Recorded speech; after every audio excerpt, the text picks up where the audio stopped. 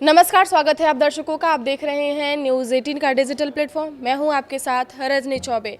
Iran, Israel और America के बीच चल रहे युद्ध को लगभग 1 महीने से ज़्यादा का वक्त हो चुका है और ईरान ने अमेरिका के कई फाइटर जेट को मार गिराया था।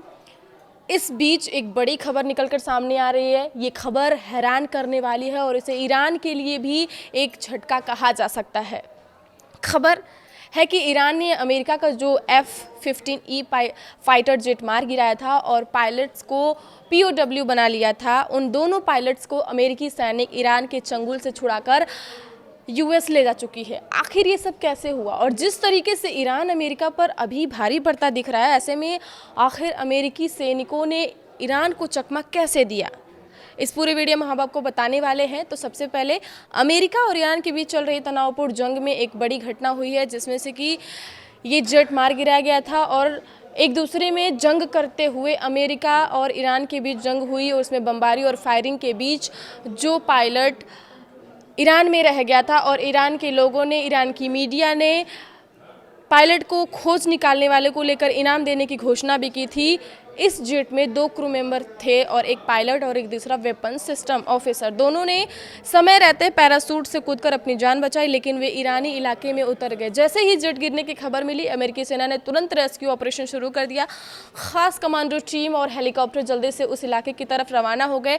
ईरानी सेना और लोकल लोग भी पायलटों को ढूंढ रहे थे। ईरान की तरफ से ये भी कहा गया था कि जो भी अमेरिकी पायलट को पकड़ कर लाएगा उसे अच्छा इनाम मिलेगा और ये जानकारी मीडिया के द्वारा पूरे ईरान में फैलाई गई थी। माहौल बहुत खतरनाक हो गया था। रेस्क्यू के दौरान दोनों तरफ से भारी गोलाबारी शुरू हो गई। अमेरिकी हेलीकॉप्टर नीचे उतर रहे थे तो ईरानी सैनिकों और लोकल मिलिशिया यानी स्थानीय सेना ने उन पर फायरिंग शुरू कर दी थी। इससे पहले पायलट की जो मां थी, उनका एक भावुक अपील भी सामने आया था ईरान को लेकर के, जिसमें से ईरान ने ये कहा था कि ट्रंप के पास पायलट के रहने से अच्छा है कि पायलट हमारे पास ज़्यादा महफूज है, सुरक्षित है। तो हेलीकॉप्टर पर छोटे हथियारों से गोलीबारी हुई। कुछ अमेरिकी सैनिक घायल भी हुए, लेकिन हेलीकॉप्टर सुरक्षित वापस लौट आए।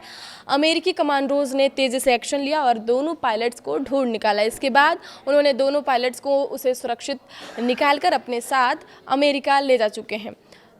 पायलट्स को दुर्गम पहाड़ी और दूर दराज इलाके में ईरान ने बंधक बनाकर रखा हुआ था, इसलिए सर्च थोड़ा मुश्किल हो रहा था, लेकिन आखिरकार अमेरिकी सैनिकों को सफलता मिली और वो दोनों पायलट्स सुरक्षित ईरान के चंगुल से बाहर निकल गए हैं।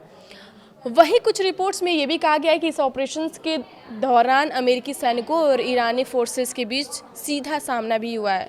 दोनों तरफ से फायरिंग हुई है, बमबारी हुई है, लेकिन अमेरिकी कमांडोज ने अपने मिशन को कामयाब बनाया है और दोनों पायलट्स को बचा ले गए। इसी बीच ये खबर भी सामने आ रही है कि ट्रंप ने अल्टीमेटम दिया है ईरान को कि अब तक ईरान को दिया हुआ 10 दिन का समय लगभग ख़त्म होने वाला है और ये पहली बार है कि जब अमेरिका फाइटर जेट दुश्मन की ज़मीन पर गिराया गया हो और अमेरिका और इजरायल पहले से ही ईरान पर हमले कर रहे हैं और ईरान जवाबी कार्रवाई कर रहा है। इस रेस्क्यू मिशन में अमेरिकी सेना ने सफलता तो हासिल कर ली, लेकिन ईरान जिस तरीके से अमेरिका पर भारी पड़ रहा है, सुपर पावर साफ साफ घुटनों पर आता हुआ नज़र दिख रहा है, क्योंकि ईरान एक एक करके अमेरिका के ताकतवर फाइटर्स जेट को लगातार मार गिराता जा रहा है। इसी बीच डोनाल्ड ट्रंप ने ईरान को सीधा 48 घंटे का अल्टीमेटम दे दिया। उन्होंने कहा है कि सोशल मीडिया प्लेटफॉर्म पर ये लिख दिया है साफ साफ तौर पे कि अगर 48 घंटे में डील करो या तो फिर होर्मुज खोलो, वरना कहर बरपेगा ईरान पर। उन्होंने ये भी याद दिलाया है, जो कि मैंने पहले ही बताया, कि 10 दिन की जो मोहलत थी वो अब ख़त्म होने वाली है। वहीं सबसे दिलचस्प बात यह भी है कि कुछ दिन पहले तक ट्रंप खुद कह रहे थे कि बातचीत अच्छी चल रही है और ईरान के कहने पर उन्होंने हमले रोक दिए थे, लेकिन पर अचानक उनका रुख फिर सख्त हो गया है। इससे साफ है कि बातचीत और जंग दोनों एक साथ चल रहे हैं, लेकिन किसी भी पक्ष को दूसरे पक्ष भरोसा नहीं है। ट्रंप के अल्टीमेटम के जवाब में ईरान ने भी बेहद सख्त लहजा अपनाया है। ईरान के सैन्य प्रवक्ता ने कहा है कि अगर हमारे पुल, बिजली संयंत्र या ऊर्जा ठिकानों पर हमला हुआ तो हम अमेरिका और उसके सहयोगियों को पहले से ज़्यादा तबाह करेंगे। यानी साफ है कि अब कोई भी हमला सीधे बड़े युद्ध को और भड़का सकता है। तो क्या 48 घंटे में बड़ा युद्ध छिड़ने वाला है देश दुनिया में? आगे की खबरों के लिए आप देखते रहिए न्यूज़ 18 का डिजिटल प्लेटफॉर्म। धन्यवाद।